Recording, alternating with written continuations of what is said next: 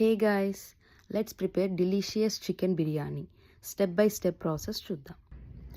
First fried ఆనియన్స్తో start చేద్దాం. ప్యాన్లో oil వేసి ఆనియన్ స్లైసెస్ని డీప్ ఫ్రై చేయాలి. గోల్డెన్ బ్రౌన్ వచ్చేంత వరకు ఫ్రై చేసి తీసుకోవాలి. Now coming to chicken marination. First మనము చికెన్ని మ్యారినేట్ చేయాలి. ఒక బౌల్లో చికెన్ పీసెస్ తీసుకొని ఈ ఇంగ్రీడియంట్స్ యాడ్ చేసుకోవాలి.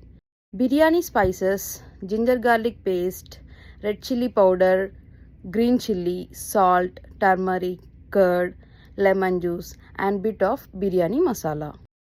Add some cilantro and fried onions too. Mix everything well and rest it at least 1 hour. Next చికెన్ని కుక్ చేసుకుందాం. ప్యాన్లో మ్యారినేట్ చేసి పెట్టుకున్న చికెన్ని మీడియం ఫ్లేమ్లో కుక్ చేసుకోవాలి.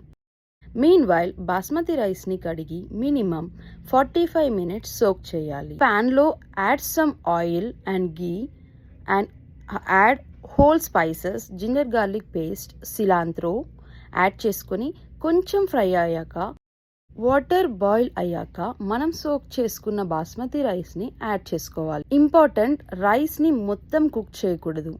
జస్ట్ 70% వాటర్ డ్రైన్ చేసి రైస్ని పక్కన పెట్టాలి. Finally dum process. నేను అల్యూమినియం ప్యాన్ యూస్ చేస్తున్నాను.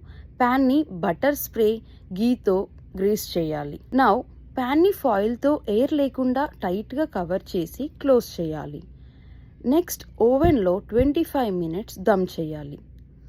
After cooking don't open it immediately, just let it rest at least 10 to 15 minutes.